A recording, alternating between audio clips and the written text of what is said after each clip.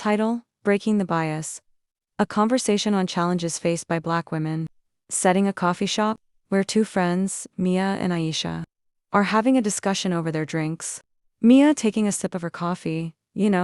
I've been reading about the unique challenges that Black women face in our society.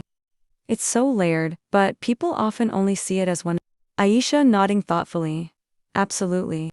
The stereotypes, especially, are really disheartening. Like the strong Black woman trope. It puts so much pressure on us to be unbreakable, doesn't it? Mia, right? It's like we're expected to endure everything, all while being stoic and strong. That can really hinder our mental health. Because we often feel like we can't show any vulnerability. Aisha, yes. And then there's the angry Black woman stereotype.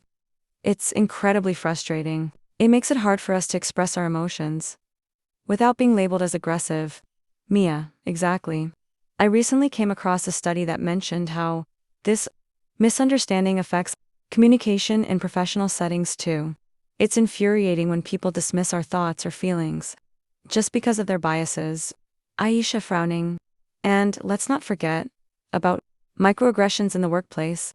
It's those little comments that chip away at us daily. For instance, being asked, "Where are you really from?" undermines our identity. It's like, does my presence need to be qualified? Mia, ugh, yes. Those microaggressions are so insidious. They might seem small, but they accumulate over time, and they can really affect our confidence and workplace morale. Aisha, definitely. And when you combine that with the fact that Black women are underrepresented in leadership, it's like, how can we rise when we're not even given a seat at the table? Mia sighing. And the wage gap is another huge issue. Studies indicate that Black women earn less than their white counterparts. Why are we being undervalued for the same work? Aisha raising her eyebrows. Exactly. I read a Pew Research report that highlighted these economic disparities. It's just so systemic. Mia, and speaking of systems, it extends to healthcare too. Did you know that implicit bias among healthcare providers contributes to poorer health outcomes for Black women? That's just heartbreaking. Aisha, taking a deep breath, it is. And then there's this stigma around mental health. Because of that strong perception, many of us hesitate to seek help. We shouldn't have to choose between showing strength and addressing our mental well-being. Mia. Nodding. That's a vicious cycle.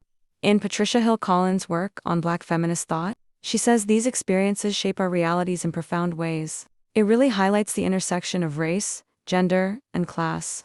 Aisha smiling softly. I appreciate that you're so well read on this. And Kim Crenshaw's concept of intersectionality provides such a strong framework for understanding our experiences. It's all interconnected.